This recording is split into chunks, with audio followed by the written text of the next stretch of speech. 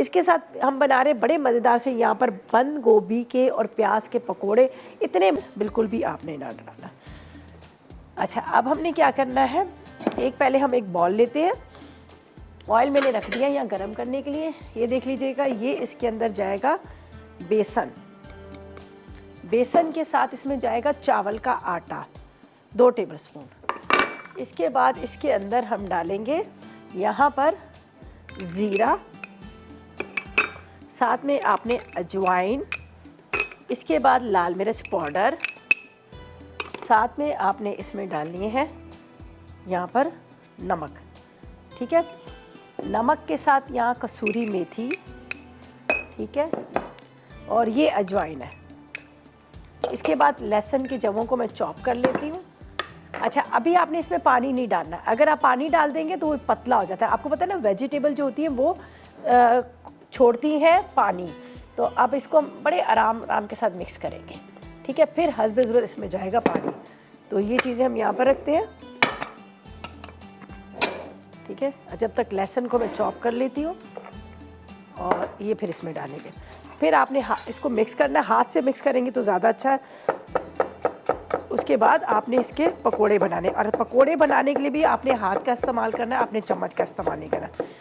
ठीक है, अगर आप चाहते हैं कि क्रिस्पी लच्छेदार पकोड़े बने तो आपने क्या करना है, पकोड़ों को आपने हाथ से ही डालने हैं। चलिए, ये गार्लिक भी चला गया। अच्छा, अब इसको मिक्स करना है पहले, फिर इसमें जाएगा पानी इस तरह। बल्कि बड़ा बॉल ले लेती हूँ, ज़्यादा अच्छा रहेगा कि आराम से इसकी मिक्सिंग हो जाए यहाँ पर बड़े बॉल के अंदर, वरना ये इधर उधर गिरेगा।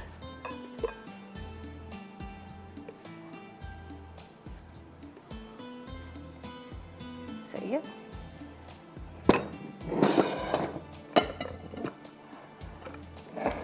अगर एक आदत हरी मिर्ची भी डालना चाहे तो आप डाल लीजिएगा। पहले आपने इस तरह से मिक्स करना है। ठीक है, पानी अभी ना डालिएगा।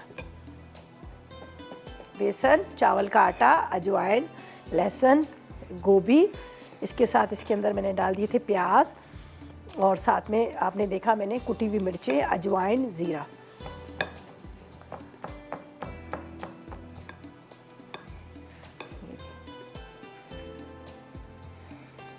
बहुत अच्छे से। अब इसकी बारी है हाथ से मिक्स करने के लिए। देखिए इस तरह, ये देखिए आपको नज़र आ रहा है ना, ये इस तरह से। थोड़ी देर के लिए आप छोड़िएगा तो क्या होगा कि ये वेजिटेबल जो है पानी छोड़ देगी।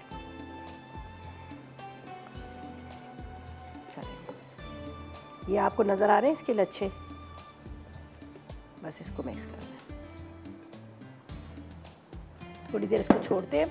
इतनी देर में यहाँ पर ऑयल गर्म हो रहा है। फिर थोड़ा सा पानी, आधा कप से भी कम पानी हम इसमें शामिल करेंगे, ज़्यादा नहीं पानी शामिल करेंगे, इसलिए कि बड़ी ये ज़बरदस्त सा हमारा पकोड़ों का जो मसाला जो है रेडी हो गया।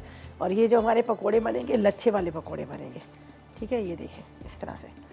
अब थोड़ा सा ऑयल का इंतज़ार करते हैं, ऑयल गर्म होगा तो ये देखिए इस तरह से।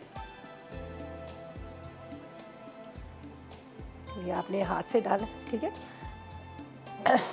अच्छा, इसी तरह से बस हम थोड़ा थोड़ा सा गैप दे दे के पकोड़े डाल रहे जा रहे हैं। जब तक ये पकोड़े फ्राई हो रहे हैं, हम लेते हैं एक छोटा सा ब्रेक।